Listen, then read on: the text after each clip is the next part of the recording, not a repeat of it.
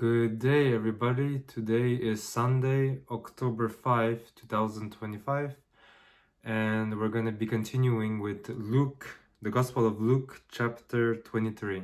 So I have my Bible, New Living Translation here, and let's start. Luke chapter 23, Jesus' trial before Pilate.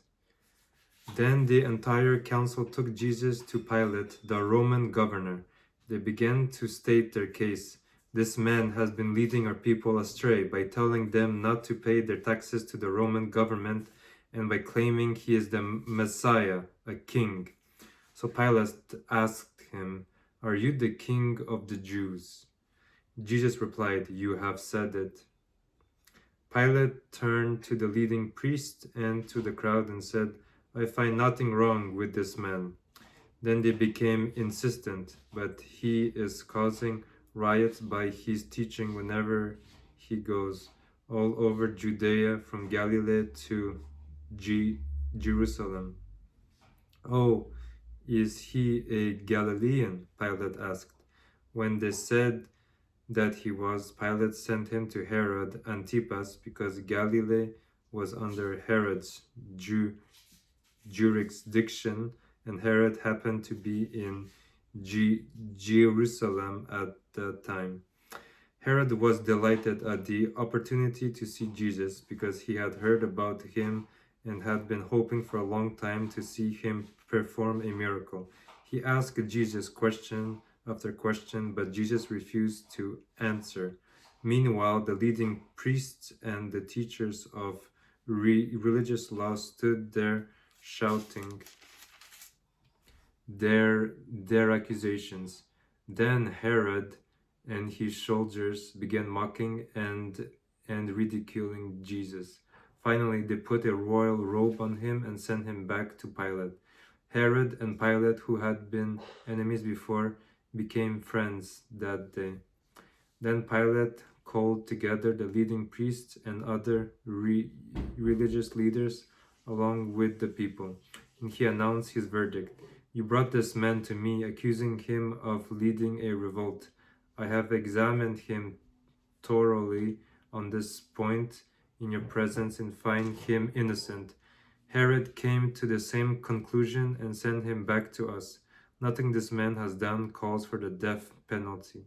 So I will have him flogged and then I will release him." Then a mighty roar rose from the crowd, and with one voice they shouted, "Kill him and release Barabbas to us." Barabbas was in prison for taking part in an insurrection in Jerusalem against the government and for murder. Pilate argued with them because he wanted to release Jesus, but they kept shouting, "Crucify him, crucify him." For the third time he demanded, "Why? What crime has he committed? I have found no reason to sentence him to death, so I will have him flogged and then I will release him." But the mob shouted louder and louder, demanding that Jesus be crucified, and their voices prevailed. So Pilate sentenced Jesus to die as they demanded.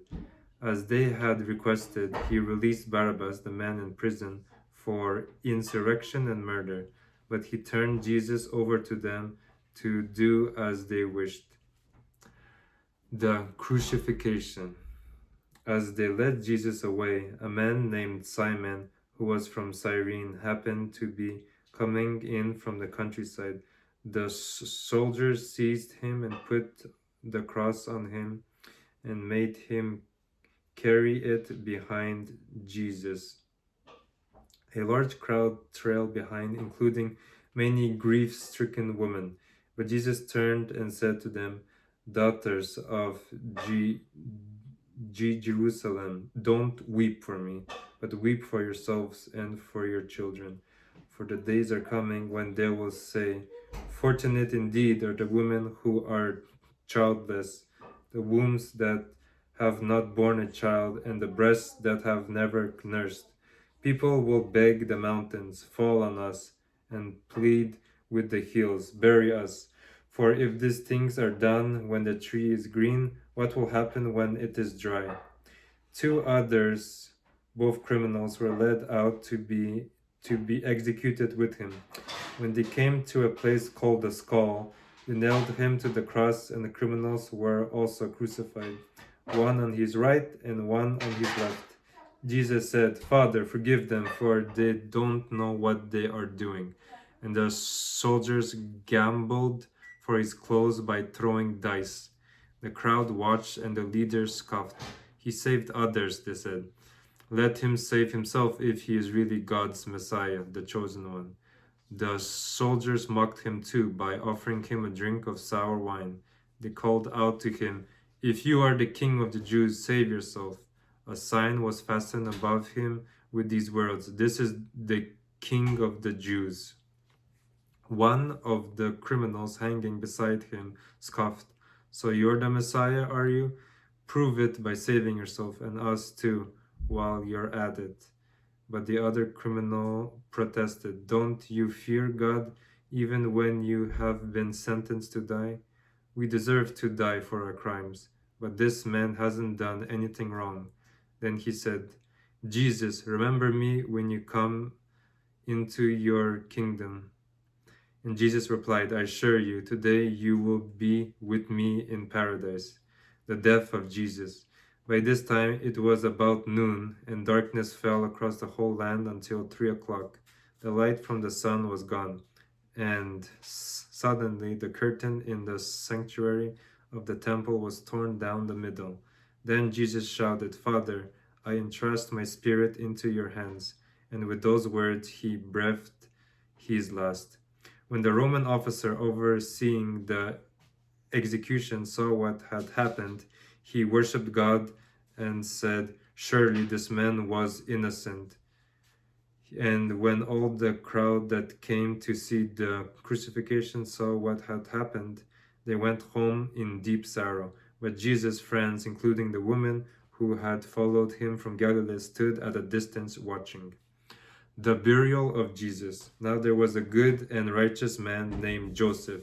He was a member of the Jewish High Council, but he had not agreed with the decision and actions of the other religious leaders. He was from the town of Arimathea in Judea, and he was waiting for the kingdom of God to come. He went to Pilate and asked for Jesus' body. Then he took the body down from the cross and wrapped it in a long sheet of linen cloth and laid it in a new tomb that had been carved out of rock. This was done late on Friday afternoon, the day of preparation, as the Sabbath was about to begin. As his body was taken away, the woman from Galilee followed and saw the tomb where his body was placed. Then they went home and prepared spices and ointments to anoint his body. But by the time they were finished, the Sabbath had begun, so they rested as required by the law. Okay, guys, that's all for Luke chapter 23, and I hope you guys have a great rest of your Sunday. Bye-bye.